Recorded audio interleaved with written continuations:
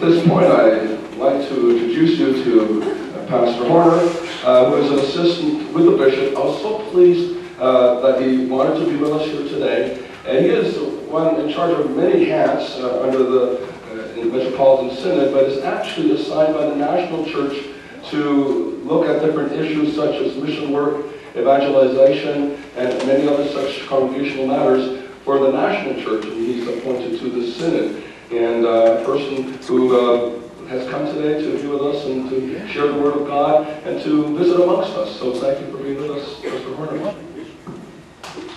Thank you.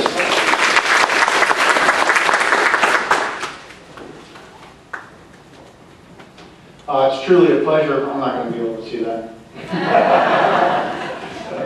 It is truly a pleasure to be with all of you today. You know, one of the reasons that I wanted to come here is one of my jobs, as Pastor Remo said, is I help congregations kind of develop their mission and ministry, especially around evangelism, reaching out to the community, and also helping congregations with generosity and stewardship and mission support.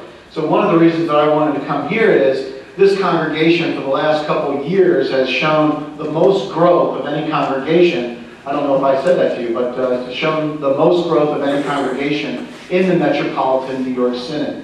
We have 207 congregations from the tip of Long Island through the 5 boroughs. Most of the congregations are kind of located, especially in that Brooklyn, Queens, and Western Nassau. And then we go all the way up to the Catskills. So it is truly a pleasure to be here today. I wasn't sure we were actually going to have church today, but then yesterday everything turned out to be just fine.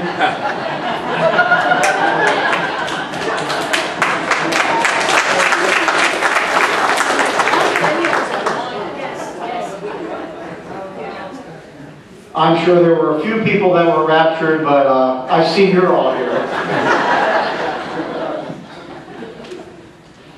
Lutherans have a very wonderful perspective, I think, with the end times, the Judgment Day. And I have to admit, I'm not that old, but this is probably the 7th or 8th Judgment Day that I've actually gone through in the short period of my life. I'm sure I have a lot more Judgment Days to go through. And I overheard someone saying they've already picked a new day. I guess the math was off a little bit. Well, what are you going to do? I like what Martin Luther said when someone came to him and said, you know, if Judgment Day is tomorrow, what would you do today? And he said, I would plant an apple tree. Because, brothers and sisters, no matter what is going to come tomorrow, whether it's Judgment Day or whatever, we just live. We live in the Spirit of God every single day, whether we're going to die tonight, tomorrow, the next day, whether Jesus is going to come back today, tomorrow, or the next day. We live out our lives as Christian disciples. We plant trees. You see, planting an apple tree, you don't get the fruit the next day, do you? No. Planting an apple tree is about hope. It's that in time, that tree is going to grow and produce fruit. So we don't worry about the end times. God is going to take care of that. We are asked to live life as authentic disciples of Jesus Christ. That's what it's about. Planting apple trees. I am little Jack Horner. I am actually Jack Martin Horner Jr. So I really am little Jack Horner. My father is Jack Horner Sr., and I just wanted to share with you a little bit about how we came upon that name. I am obviously named after my father. My father is named after a shoe store that my grandfather started. His last name was H-O-E-R-N-E-R, a nice German way to spell Horner. And when he was a younger man, he decided to start a family shoe store, so he named it after the nursery rhyme, Jack Horner Shoes, because it was something they wanted to have a lot of kids buy shoes. They did a lot of orthopedic shoes for kids in those days, and so he wanted to make it family friendly. He later changed his name, took the E out, had a son, named him after the shoe store. So, I'm named after my father. My father is named after a shoe store. The shoe store is named after a nursery rhyme. I get to work with congregations throughout this wonderful synod that we have. As I said, we go all the way out to the tip of Long Island, up through the Catskills. We are a synod that has congregations that are in the deepest of the inner city, in more urban areas, especially many in New York City that are now gentrifying, and the places that you wouldn't even step in 30 years ago are now becoming these amazing communities. We have congregations that are in the suburbs and small towns. We even have congregations that are in more rural areas. We are quite a diverse synod. We're not that big, but we're very long. So to go from the tip of Long Island all the way up to the Catskills, that's quite a journey. But to go from one end to the other end doesn't take that long. Probably somewhere in Long Island is the longest that we have to go from one side, from the North Shore to the South Shore. My role as a DEM, a Director for Evangelical Mission, is from the church-wide organization to work with congregations. The ELCA is absolutely committed to mission and ministry, to evangelism and stewardship, and so they put people like me in every single synod, so that as a church we can focus on reaching people with the gospel of Jesus Christ, because that is our primary responsibility in this world, to love God and to love people.